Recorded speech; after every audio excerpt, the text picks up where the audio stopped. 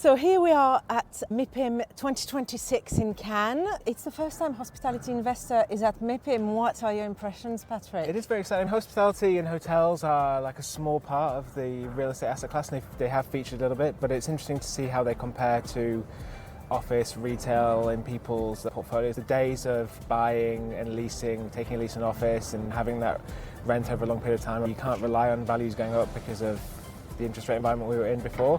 Now it's all about asset management and operational kind of efficiencies, and that's where hospitality really delivers. And the mood yesterday was relatively positive with a hint of concern about the situation in the Middle East. That affected, interestingly, more the branded residences team.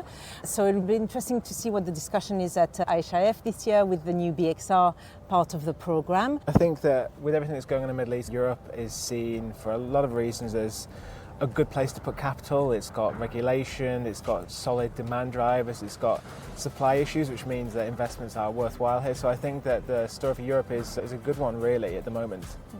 And that's also what the keynote economist yesterday was talking about. Professor Philippe Aghion, Nobel Prize for Economics recipient from 2025. And he was arguing that you shouldn't measure growth only by GDP, but also all these more intangible elements that make a way of life appealing. And that reminded me of what we're trying to talk about at IHIF this year with our theme, Returns Redefined, Value Reimagined. It's not just about the hard stats that measure returns and growth. It's also about those intangible elements of experience, of brand value, of sustainability, all of this that is part of the value of hospitality real estate.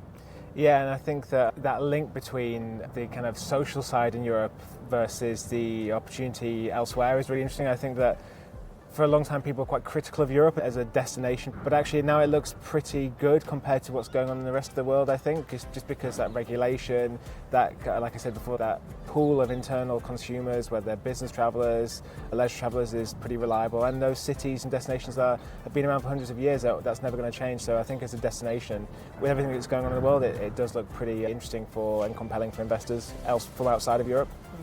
And you spent some time in the UK hub as well yesterday. Yeah, and the real theme there was kind of the importance of public-private partnerships. You've got these really exciting things that councils like the Greater Manchester Combined Authority and West Midlands are doing with how they're partnering with the private sector to get things done. I think for a long time, these cities were seen as secondary to London, but it's very different. Andy Burnham was talking on one of the panels, and he was really so enthusiastic about young people moving to Manchester.